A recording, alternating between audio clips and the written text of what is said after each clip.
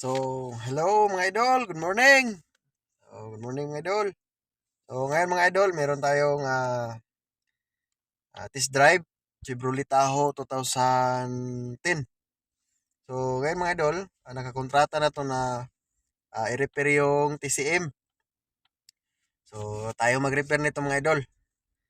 So, ngayon, test drive ko muna bago natin gawin para malaman natin ang problema before and malaman natin kung mag-okay ba siya after. Okay, so ngayon mga idol, dito ako, test drive natin. So, sasabahin ko sa inyo mga idol kung ano yung problema nito. So, ngayon, meron akong scanner dito. Pakitingnan na lang mga idol ha. Harap ko sa camera. So, hello mga idol. So, yan mga idol, meron tayong live data dito, no? So, naka number 1 tayo ngayon. So, naka-drive. So, lagay natin sa parking. Ayan. So, ito yung pressure switch na re-repair natin mga idol. So, yan. Tingnan lang natin yung data ngayon. At saka, para pagkatapos, tingnan natin, compare natin. Compare natin pagtapos natin na repair. Okay? So, yan. Balik ko muna. So, yan. Nakaparking yan. So, ngayon, drive. So, tapos, neutral. Tapos, drive. Okay, manual. Pero lang. So, ngayon, drive tayo mga idol. So, yan. Naka-drive ako, tapos naka-brake. So, ngayon, takbo tayo. Tingnan nyo yung shifting mga idol, tapos yung pagbabago dito. Ayan, number 2, meron siyang kantang kunting kaldag. Number 3, meron. Meron din kunting kaldag. Ayun, nag-number 4 na siya.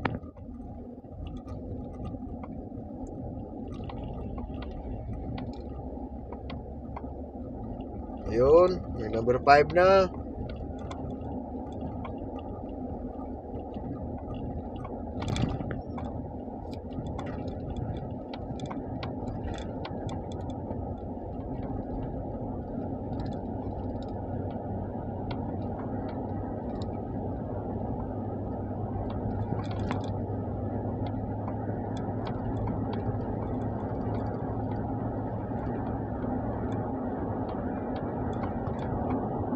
Ayan, nag-number 6.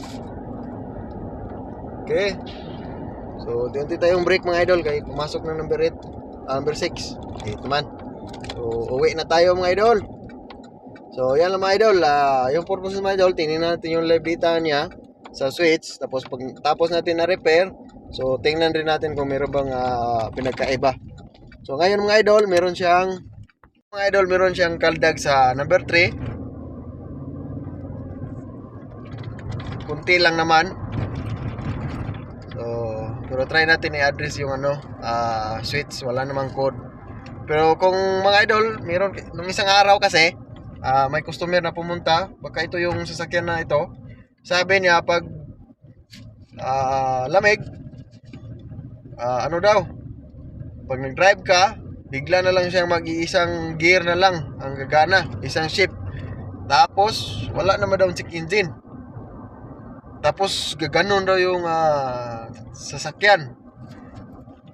So pag anong problema mga idol, pag nag-limp mode siya, problema yan sa TCM. So ngayon mga idol, hindi naman siya nag-limp mode.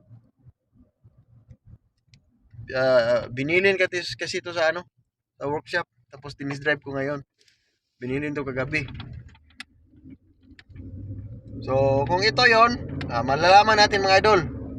Kasi nakakontrata naman to, mas mabuti rin mabuksan natin tapos ma-check natin yung switch. Wala namang ingay sa kanyang converter. Okay yung takbo mga idol, malakas.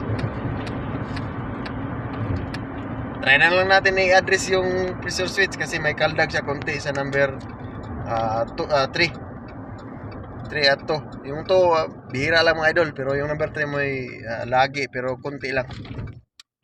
So uwi na tayo kay kanina pa tayo sa labas. So update lang mga idol ha. So thank you mga idol.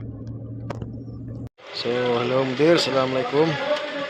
So, ada haganta ha, ada filter, so ada karter, so supi burada. Okay.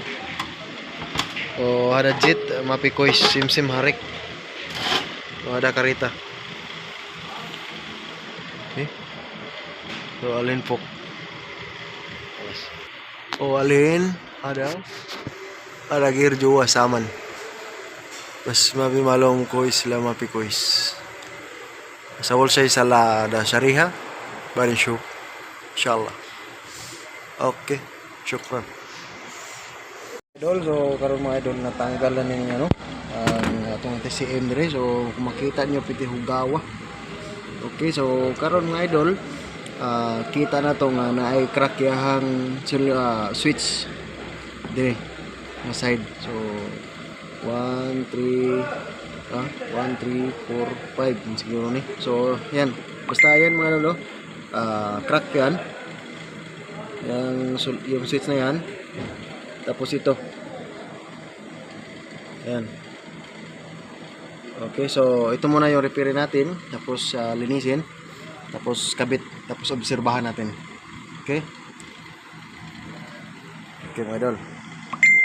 Sir, check the resistance. Hello mga idol, ganang hapon mga idol. So ngayon mga idol, ito na yon. So tapos na natin itong na-repair. So ngayon, test drive na natin kasi nakabit naman lahat.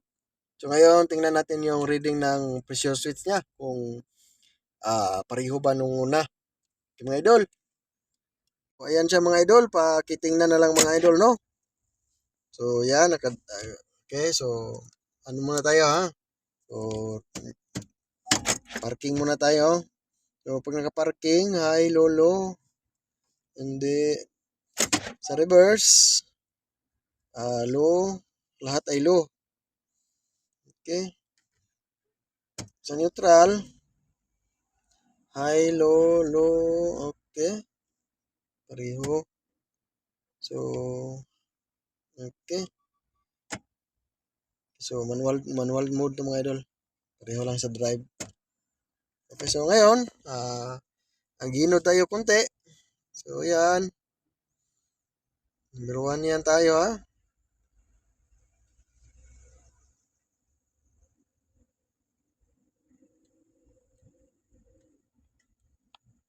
Okay, so number 2.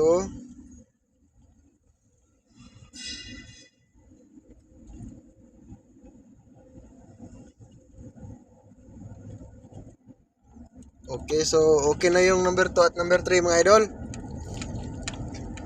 Yung number 3 kanina mga idol, ano siya na meron siyang kaldag, pati yung number 4, pero ngayon okay na, wala na siya mga idol. So kita nyo naman yung dalawang film sa pressure switch na sira mga idol.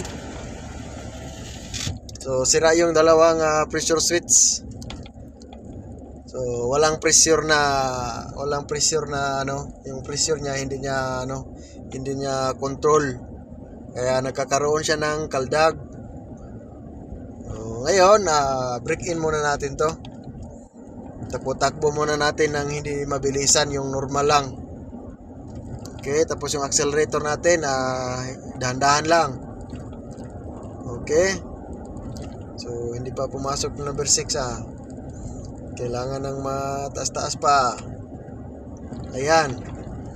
So, hi lolo. Okay, so ayan mga idol. Ito na-repair na natin. So, ayan, pakitingnan na lang mga idol. I-back nyo yung videos mula kanina. So, yung reading. Okay mga idol. So, test drive ko muna to ng maigi mga idol. Tapos update ko kayo kung okay na ba talaga lahat. So, yun mga idol. So, good evening sa ating lahat mga idol. Pinaanak yun eh. So, mga idol. So, yun mga idol. So, pasensya na kung hindi ko na video hindi na ako nag-video doon sa sasakyan. Kasi, nagmadali yung customer. So, ayan mga idol, bigyan ko kayo ng update. So, naging okay siya mga idol. So, nawala na yung kanyang kaldag sa number 3 at saka number 4. So, yung switch lang ang pinalitan natin. Okay? So, Sa pagpalit ng switch mga idol, hindi ko pinakita kasi medyo ano, kasi empleyado lang tayo tapos sinabihan ako na red line daw so hindi daw pwede ipakita yung pag-repair pero meron diyang mga Amerikano mga idol na nagre-repair sa YouTube rin kung paano ni-repair. Meron akong video mga idol pero hindi ko muna ilalabas. Ilalabas ko kung wala na ako dito.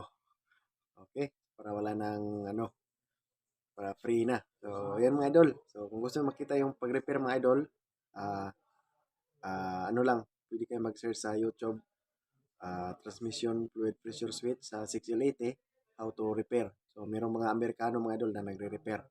Okay, so meron ding Pinoy, nakikita ko. Okay, so, yun mga idol, thank you so much mga idol. So, wala siyang code, pero meron siyang kaldag. Okay, so yung switch mong pinalitan natin. So, thank you mga idol. Thank you so much.